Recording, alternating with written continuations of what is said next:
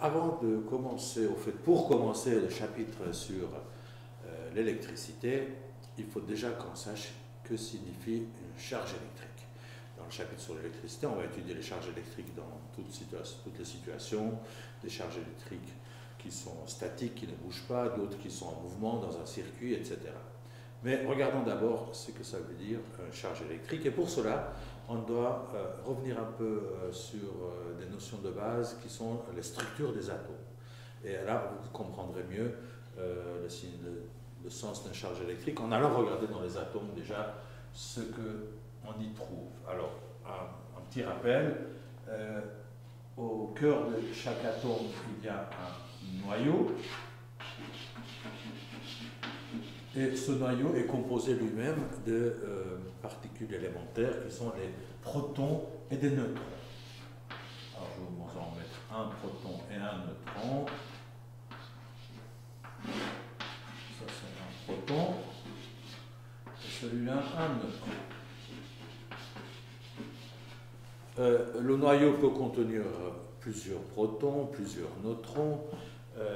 Ça, on a ça en chimie, le nombre de protons définit l'élément que constitue ce noyau, mais on ne va pas rentrer dans ces détails-là ici, ça nous importe moins.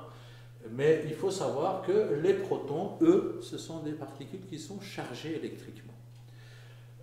Ils ont une charge électrique positive. Un proton, c'est la plus petite charge électrique positive qu'on puisse trouver dans la nature. Les neutrons, eux, ils sont neutres, ils n'ont pas de charge électrique. Et donc, dans le chapitre sur l'électricité, on ne va pas vraiment s'occuper des neutrons. Autour de ce noyau, il y a ce qu'on appelle un nuage électronique.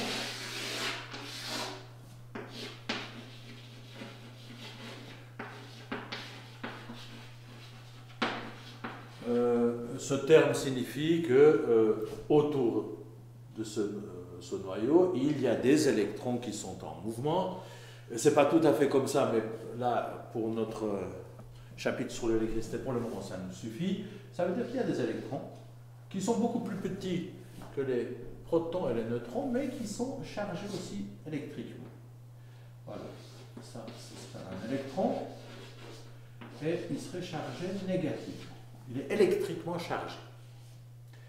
Donc, en ce qui concerne notre atome, le noyau composé des protons et des neutrons, nous on s'occupera des protons qui sont chargés électriquement.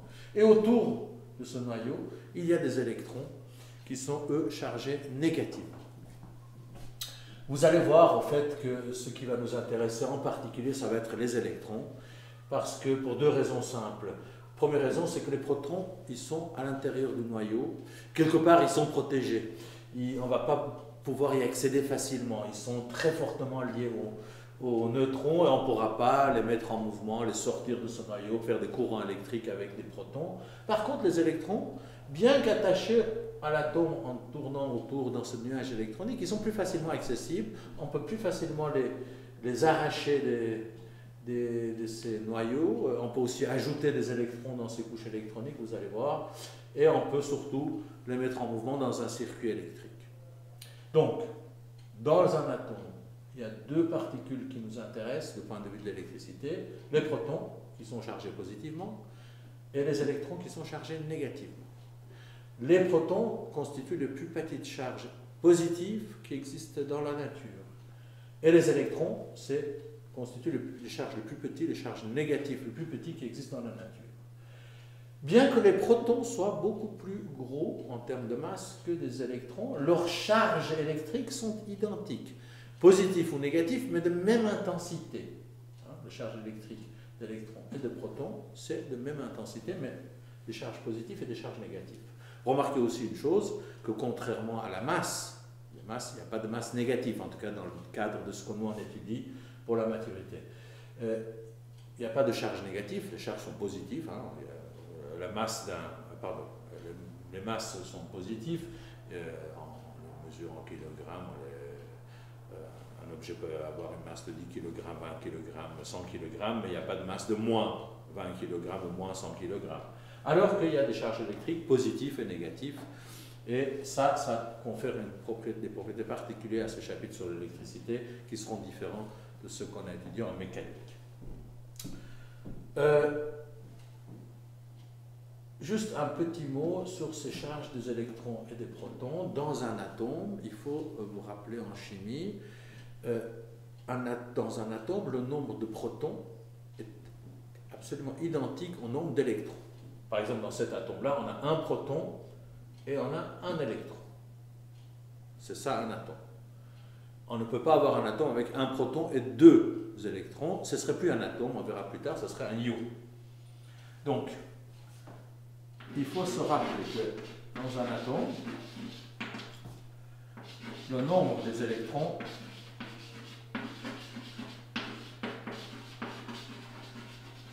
est égal au nombre des protons.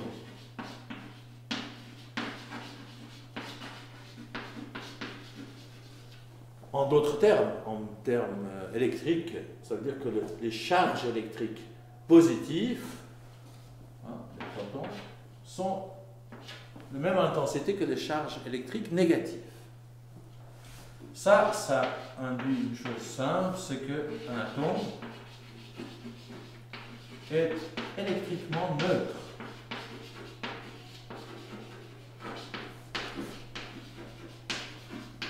Un atome est électriquement neutre.